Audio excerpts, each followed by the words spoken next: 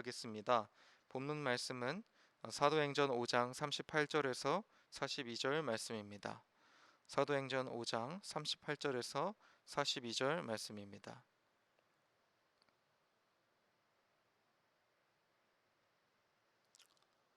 제가 읽겠습니다. 이제 내가 너희에게 말하노니 이 사람들을 상관하지 말고 버려두라.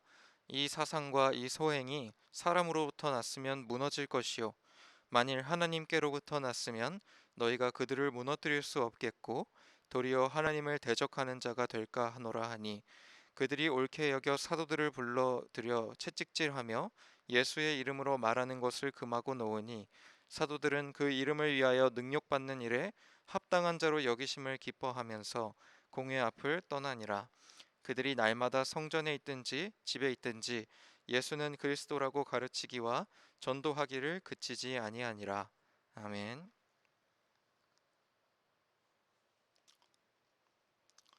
네, 우리 예본교회 성도 여러분들 반갑습니다. 저희 교회는 이 코로나 유행 시기와 맞춰서 온라인으로 진행하는 동시에 이 내부 본당이 수리가 되고 있습니다. 위에 텍스도 다 고쳤고 또 물 새는 부분도 다 고쳐서 교회가 점점 이렇게 완성되고 있는데 여러분들께 빨리 보여드리고 싶은 마음입니다. 근데 교회라는 건물이 완성돼서 건강한 교회를 여러분들께 보여드리고 싶은 마음처럼 우리가 서로 각자가 주님이 계시는 성전으로서 주님이 계시는 교회로서 각자 있는 자리에서 아, 이렇게 교회처럼 스스로를 보수해 나가는 시간으로 이번 주간을 보내시는 건 어떤지 좀 권유드립니다. 그래서 말씀도 한번 읽어보시고 내가 홀로 신앙에서 어떤 부족한 부분이 있었는지 돌아보시는 시간이 되시기를 주님의 이름으로 축원합니다.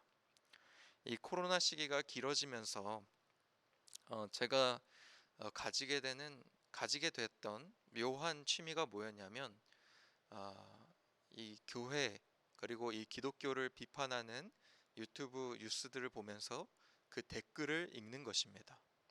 댓글을 읽으면서 이 사회 그리고 이 상황에서 교회와 기독교가 어떻게 받아들여지고 있는지 사람들이 어떤 댓글을 남기고 있는지를 읽어보았습니다. 가슴 아픈 댓글들도 많고 심한 댓글들도 많았는데 오늘 우리가 읽은 내용과 비슷한 댓글들도 참 많았던 것 같습니다. 이 기독교의 머리가 누구냐? 이 기독교는 없애버려야 된다. 사회에서 없어져야 된다. 그리고 이거는 어, 우리가 어느 정도 행정적인 조치를 취하면 없어질 것이다 하고 이야기하는 그런 댓글들을 많이 보았는데 오늘 내용도 그와 비슷한 내용입니다. 뭐 이 내용이 여기서부터 시작하는 것은 아니지만 가말리엘이라고 하는 사람이 예수님께서 죽으시고 부활하시고 승천하신 후에 제자들이 계속해서 예수님의 복음을 전하고 교회가 계속해서 늘어나니까 이 사람들이 제자들을 죽여야 되나 사형을 내려야 되나 하고 논의를 하던 중에 가말리엘이라는 사람이 일어나서 이렇게 이야기한 것입니다. 이전에도 이렇게 혁명을 일으키려고 했던 사람들이 있었다. 그런데 지도자가 죽으니까 점차 시간이 지나니까 없어졌고 해산되었다. 이 사람들도 하나님의 뜻이 아니라면 해산될 것이요 하나님의 뜻이라면 우리가 건드릴 수가 없으니 그냥 내버려 두자, 놓아주자 하고 주장한 것입니다. 그래서 사실은 이제 이들의 내용이 뭐 엄연히 말하면은 지금 우리가 읽고 있는 그런 유튜브의 댓글, 사회가 주장하고 있는 그런 기독교의 부정적인 시선과는 아예 뭐 완벽하게 연결된다고 이야기할 수는 없겠습니다. 그렇지만은 이 이야기가 연결되는 이유는 뭐냐면 이야기가 바로 증인된 사도들의 모습에 대해서 나타내고 있기 때문입니다.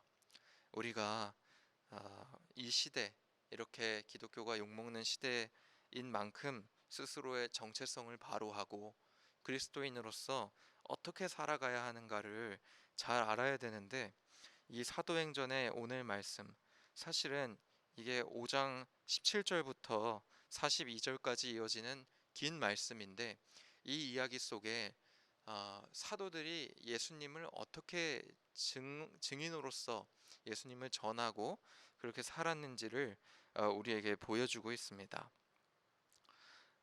사도들은 오늘 이야기에서 사도들은 사실은 이야기 전에 예수님의 말씀을 따라서 수많은 기적들을 일으켰습니다. 사도들이 말하기만 하면 병든 자들이 나았고, 사람들이 사도들을 그 이 사도들이 지나치는 곳에 있으려고 막 노력하고, 사람들이 점점 예수님의 사도들 주변에 모여들게 되었습니다. 그런 모습들을 보자 대제사장과 사두개인들이 마음속에 시기가 일어나서 그들을 잡았습니다. 이전에도 이 대제사장들은 이 사도들을 잡아놓고 경고한 적이 있었습니다. 예수님의 이름을 전하지 말라. 그러면 너희를 사형에 처하게 될 것이다. 너희는 사형 당하게 될 것이다. 하고 경고했는데, 경고했음에도 불구하고 사도들이 계속 전하는 것입니다. 그래서 먼저 그들을 잡아서 옥에다가 가둬놓고, 그리고는 이스라엘의 그런 다른 지도자들, 원로들을 모아서 재판을 열려고 했습니다. 재판을 열고 이들의 죄를 어떻게든지 만들어낼 수 있으면 로마 제국에 보고해서 사형을 시키려고 그렇게 그들을 잡아놓은 것입니다.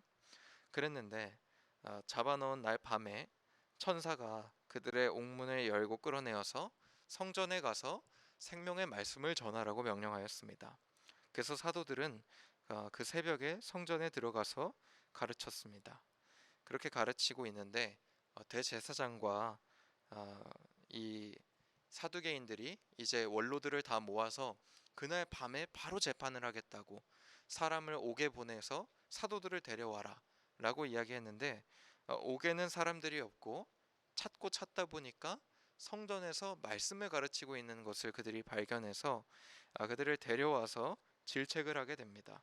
내가 예수님의 이름으로 가르치지 말라고 했는데 너희들은 왜 가르쳤는가 하고 말하니까, 29절에 베드로와 사도들이 대답하여 이르되 하고는 사람보다 하나님께 순종하는 것이 마땅하니라 하는 이야기를 합니다.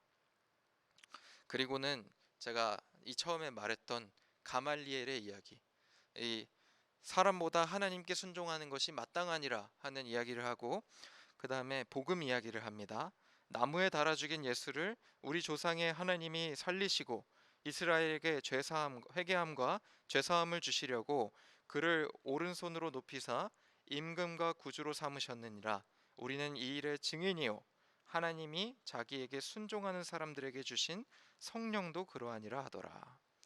이렇게 이야기를 합니다. 그래서 베드로가 사람보다 하나님께 순종하는 것이 맞다 하고는 복음의 메시지, 우리가 지금 알고 있는 복음, 예수 그리스도께서 십자가에 못 박혀서 죽으셨고 하나님께서 그를 부활시키셨고 이스라엘의 예수 그리스도를 믿는 자는 회개함과 죄사함을 주님께로부터 받는다.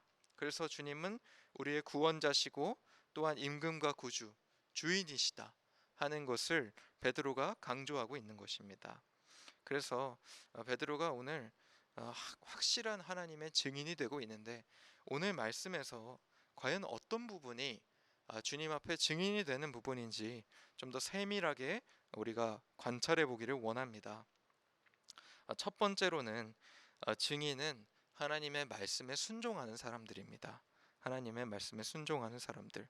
29절에 베드로가 말했듯이 사람보다 하나님께 순종하는 것이 마땅하니라 하는 이야기를 하면서 계속해서 복음을 전하려는 의지를 이 사두개인들과 이 종교 지도자들에게 피력하고 있는데요. 사실은 이 말씀이 오랫동안 많은 목사님들, 특히 이렇게 정책이나 또 어떤 정책적인 면에서 반하려는 그런 의견을 가진 목사님들이 성도님들께 이 말씀이 이렇게 좀, 사실은 이 말씀이 성경에서 몇 안 되는 나라의 정책을 거스르고 이렇게 항거하는 모습으로 나타나고 있는 말씀 중에 하나인데요. 그렇기 때문에 목사님들도 이 말씀을 가지고 들면서 우리가 꼭 뭐 나라의 정책에 따를 필요는 없다 하는 식으로 이야기를 하고는 합니다. 그런데 그거는 정말 큰 오해가 담겨져 있는 것입니다. 오늘 베드로는 내가 나라에 저항하겠다라는 말로 이 이야기를 한 것이 아닙니다. 그 이유를 어디서 들 수 있냐면 그 다음에 복음 메시지에서 우리가 알 수 있습니다. 이 복음 메시지가 보니까 너희가 나무에 달아 죽인 예수를, 이것은 여기까지만 읽으면은 오늘 사두개인들이 지적한 대로 너희가 우리에게 그 피를 돌리려느냐, 대중들을 선동해서 우리를 뒤집어 엎으려고 하느냐, 이렇게 이야기를 했거든요.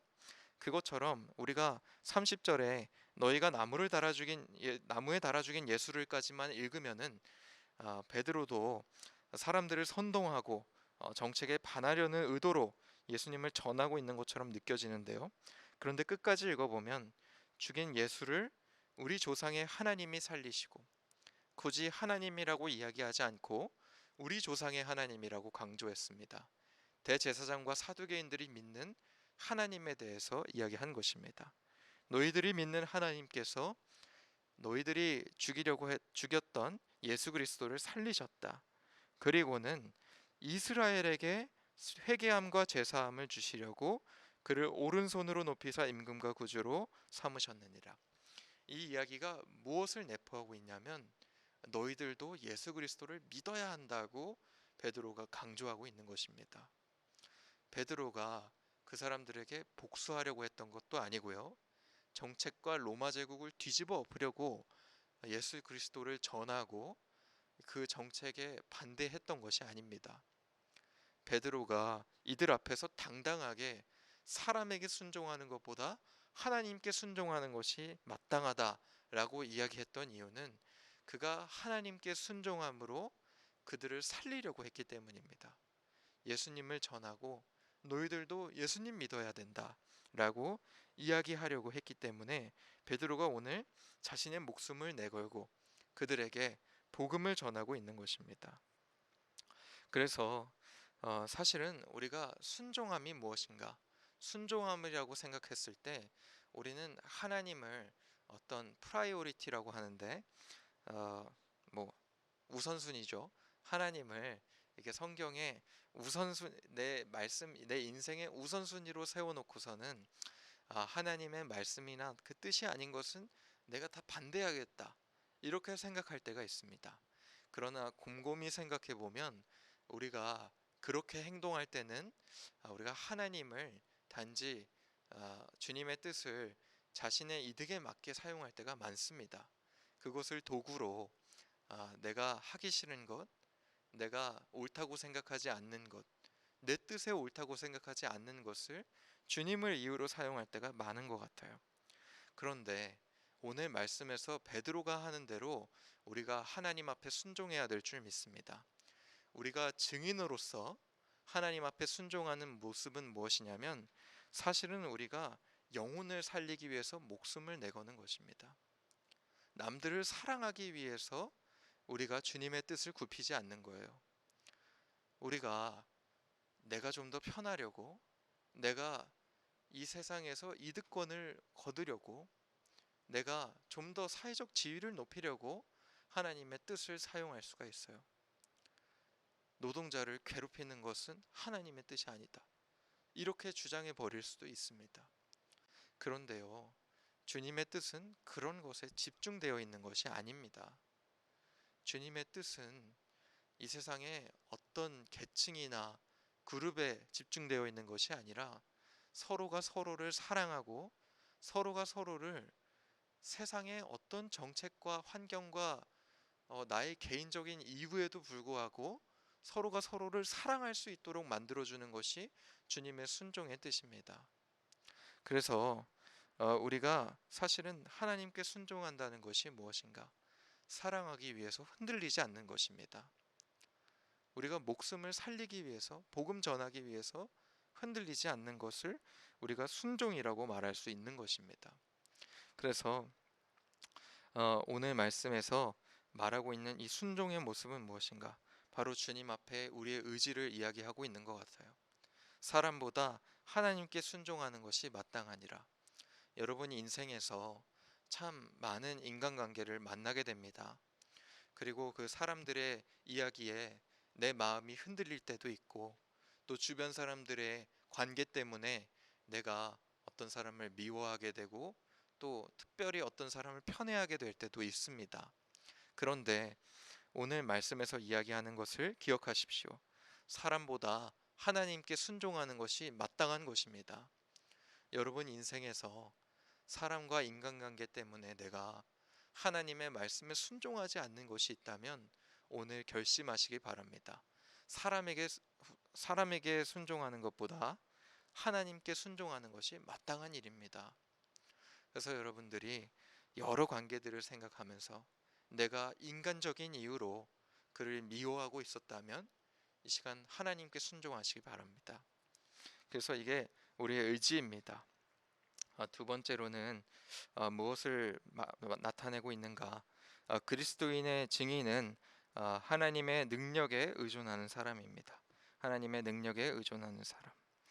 오늘 말씀을 보니까 32절에 우리는 이 일의 증인이요 하나님이 자기에게 순종하는 사람들에게 주신 성령도 그러하니라 하더라 하고 이야기하고 있습니다. 제가 늘 훈련병들이 교회에 오게 되면은 정말 기쁜 일이 뭐냐면 그 중에 10%는 교회에 처음 온 친구들이라는 거예요. 제가 늘 설교하기 전에 손 들어 보라고 시키거든요. 너희들 중에 교회 처음 오신 분들이 있습니까? 그러면 진짜 손 드는 사람들이 있습니다. 기도도 어떻게 하는지도 모르고 교회에 처음 왔고 목사도 처음 보는 사람들. 그분들에게 제가 늘 소개하는 것이 무엇이냐면 교회에는 다른 여러 상징물들이 적다는 것입니다. 다른 종교와는 다르게 우리가 가진 상징물이 참 적습니다. 교회가 여느 건물들과 비슷하고 심지어 어떤 교단은 십자가는 밖에는 괜찮지만 본당 내에 십자가 두지 말자 이렇게 결심한 교단들도 제가 본 적이 있는데요. 왜 그렇게까지 교회의 상징물을 적게 두느냐 하고 이야기를 한다면은 저는 굳이 뭐 여러 가지 길게 설명할 수 있지만 제가 늘 설명하는 멋진 이유는 무엇인가? 우리는 눈에 보이지 않는 성령님을 봐야 되기 때문이라고 저는 늘 강조하는데요. 우리가 증인됨에 있어서 중요한 것이 무엇이냐면은 우리가 주님 앞에 복음을 전하고 하나님의 정체성을 가지고 참된 그리스도인으로서 주님의 증인으로서 사는 이 삶이 성령님의 뜻이라는 것입니다. 하나님의 뜻이라는 것이에요. 이게 왜 중요하냐면 그것이 결국에는 우리 힘으로 증인으로 사는 것이 아니라 성령님의 능력을 의지해서 산다는 것을 말하고 있기 때문입니다. 오늘 이 사도들이 주님 앞에 당당하게 이 사두개인들이 자신의 목숨을 아, 위협하고 있다는 것을 알고도 그들이 당당하게 이야기할 수 있는 이유가 무엇인가 하니까 오늘 제가 방금 읽은 말씀에 같습니다. 우리는 이 일의 증인이요 하나님이 자기에게 순종하는 사람들에게 주신 성령도 그러하더라. 하나님께서 우리와 함께 계시다는 것을 이들이 아는 것입니다. 이게 왜 말씀 속에서 굉장히 특별하냐면 제자들이 예전에 다 도망갔었기 때문입니다. 예수님께서 이들에게 똑같이 잡혀서 똑같이 밤에 재판을 받을 때 그들이 당당하게 서서 예수 그리스도께서 하나님의 아들이시라고 주장하지 않고 하나도 빠짐없이 다 도망갔습니다. 그리고 그 중에 말씀 속에서 강조됐던 베드로가 하나님을 저주하고 내가 이제 예수님 알면 내가 바보 천치다 하고는 자기도 저주하고 하나님도 저주하면서 예수님을 부정했던 사람이 이제는 밤에 똑같이 열린 재판 앞에서 예수님과 같이 복음을 전하고 하나님의 뜻을 전하고 있는 것입니다.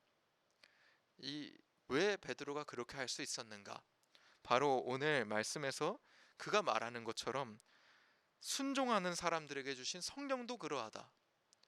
하나님께서 우리와 함께 계신다는 것을 베드로가 이제는 확신하게 된 것입니다.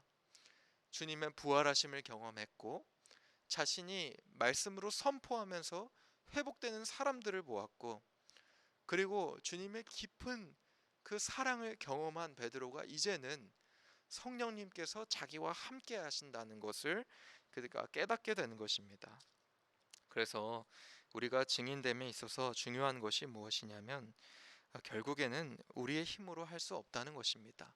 왜 하나님께 순종하는 것이 마땅하냐? 왜 저 사람이 죽도록 미워도 왜 사랑하고 증인되어서 주님의 뜻을 세상에 펼치는 것이 왜 중요하고 어떻게 그렇게 할 수가 있는가? 내가 왜 그래야 되는가? 성령님께서 그쪽에 계시기 때문입니다. 성령님께서 우리가 그렇게 하기를 원하시고 그렇게 해주도록 만들어 주시기 때문입니다. 성령님의 놀라운 점은 무엇이냐면 우리를 그렇게 하도록 갈망하게도 하시고 그렇게 할 수 있도록 능력도 주시기 때문에 성령님께서 우리 인생에서 정말 특별한 것입니다. 여러분들이 제가 첫 번째로 말씀드린 것, 인간적으로 살지 마시고 하나님께 순종하는 것이 마땅합니다, 이 얘기를 하면 막상 두려울 수 있습니다. 그렇지만 여러분들 직접 나서지 마시고 먼저 주님 앞에 기도하십시오. 내가 주님의 증인으로 살지 못하는 부분이 있다면 하나님께 기도함으로 시작하십시오. 행동이 먼저가 아니라 주님 앞에 기도하고 성령님께 의지하는 것이 먼저인 것입니다. 그리스도인의 삶은 다른 사람들보다 더 복되고 축복된 이유가 무엇이라고 생각하세요? 그리스도인의 삶이 우리가 복권 긁으면 무조건 1등 되고 돌부리에 걸려 넘어지지도 않아 가지고 그리스도인의 삶이 풍성하고 복되고 축복됩니까? 앞으로 지나갈 사고가 없어서 우리가 축복됩니까? 그래서 축복될 수도 있습니다. 하나님의 능력 무한하기 때문에 제가 제한할 수는 없지요. 그렇지만은 그리스도인의 삶이 정말로 축복되고 풍성한 이유는 뭐냐면 그렇게 힘들고 고통스럽고 내가 인생에서 예측하지 못하는 사고들을 만났을 때 그때 성령께서 우리와 함께 계시기 때문에 우리 인생이 축복되고 복된 것입니다. 내가 도저히 내 삶에서 이겨낼 수 없고 주님의 말씀대로 따를 수 없고 하나님의 뜻대로 살 수 없고 증인될 수 없을 때 성령께서 우리와 함께 계신다는 거예요. 성령께서 우리에게 용기를 주시고 성령께서 우리에게 능력을 주신다는 것입니다. 그래서 우리가 증인된 삶을 살려면은 성령에 의지하셔야 된다는 것을 여러분 기억하시기 바랍니다. 먼저 기도하십시오. 그 다음에 세 번째로는 우리가 증인은 무엇을 해야 되는가? 다른 사람들을 사랑해야 됩니다. 41절에 보니까 사도들은 그 이름을 위하여 능력받는 일에 합당한 자로 여기심을 기뻐하면서 공의 앞을 떠나니라 하고 이야기했는데, 앞의 사랑과 지금 사랑이 다른 것은 제가 말하고 싶은 사랑은 41절에 말하는 능력받는 일에 합당한 자로 여기심을 기뻐하는 그런 사랑을 의미하는 것입니다. 우리가 증인된 삶을 살려면은 정말 중요한 것이 뭐냐면은 바로 그리스도를 위해서 낮아지는 것입니다. 우리의 복음이 왜 그렇게 약해졌냐면 우리가 지하철에서도 그렇고 우리가 물론 지하철에서 예수천당 불신지옥 그렇게 전하는 사람들을 보지만은 가끔 지나가다 보면 정말로 제대로 된 복음 메시지를 전하시는 분들도 계시거든요. 지하철에서 그리고 광장에서 주님의 복음을 외치는 사람들이 있습니다. 그런데도 불구하고 왜 사람들이 그것을 듣고 교회로 돌아오지 않는가? 복음은 그 텍스트가 중요한 것이 아니라 복음은 그 텍스트를 품고 사는 사람들에 의해서 전해지는 것이기 때문입니다. 복음은 말로 전하는 것이 아니라 복음은 삶으로 전하는 것입니다. 그래서 증인됨은 무엇인가? 바로 우리가 그리스도인으로서 삶을 살아서 남들에게 보여주는 것입니다. 보여주는 것. 그 보여줌의 핵심은 무엇이냐면 바로 능력받는 일에 합당한 자로 여기는 것을 기뻐하는 것. 주님 앞에 주님을 위해서 낮아지는 것을 기뻐하고 당연하게 여기는 것이 바로 그 시작입니다.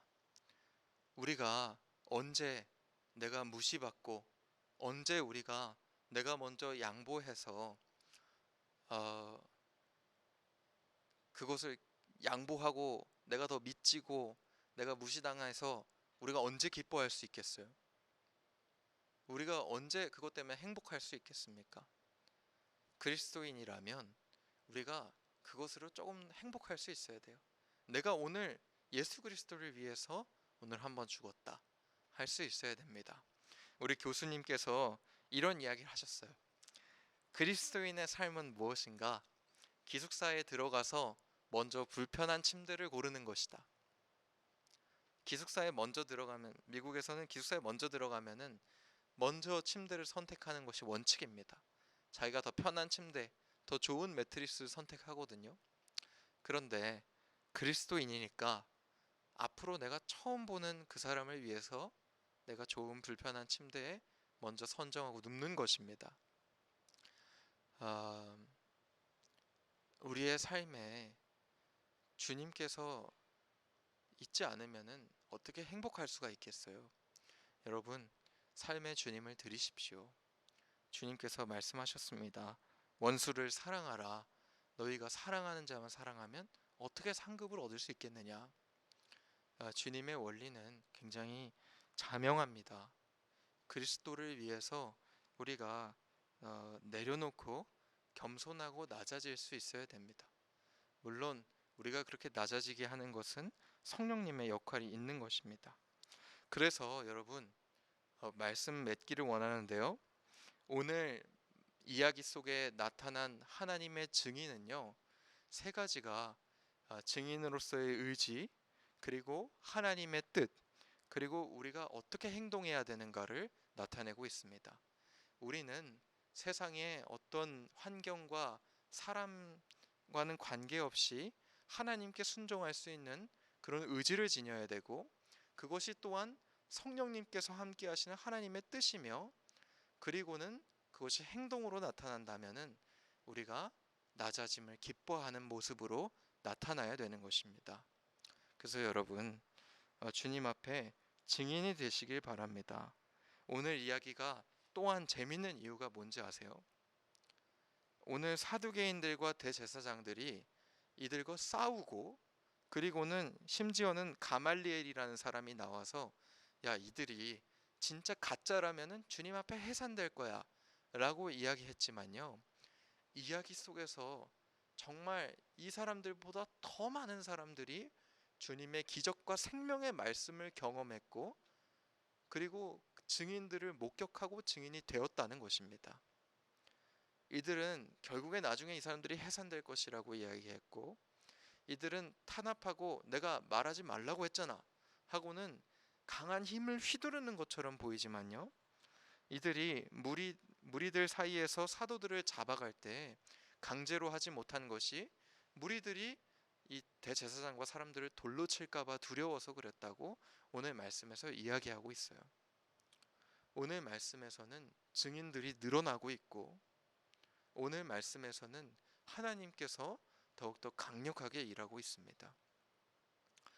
얼핏 보면 더 강력한 것이 대제사장의 권력 같지만은 그것이 아니라 증인된 그 삶, 하나님께서 능력으로 부어주신 그 삶이 더 강력한 것입니다. 여러분, 여러분의 삶이 얼마나 강력한지 저는 가늠할 수 없습니다. 그리고 완전히 정의할 수도 없겠죠. 그렇지만은 여러분이 스스로 정의하는, 그리고 세상이 여러분 정의하는 그 어떠한 삶보다도 더 강력하고 더 놀라운 삶이 무엇이냐면 바로 증인된 삶입니다. 왜냐하면 보이지 않는 곳에서 하나님께서 일하고 있기 때문입니다. 그래서 여러분 주님 앞에 증인 되시기 바랍니다. 증인 되시기 바랍니다. 이 땅에 교회가 다시 살아나는 방법은 저는 말씀대로 증인되는 방법밖에 없다고 생각해요. 그래서 우리가 주님 앞에 증인 되시기를 주님의 이름으로 축원합니다. 제가 이 시간 축도하고 예배 마치도록 하겠습니다. 이제는 우리 구주 예수 그리스도의 은혜와 하나님의 사랑과 성령님의 교제 교통하심이 이제 하나님 앞에 증인되기를 원하는 우리 예본교회 성도들 머리 위에 이제로부터 영원토록 함께 있을지어다. 아멘.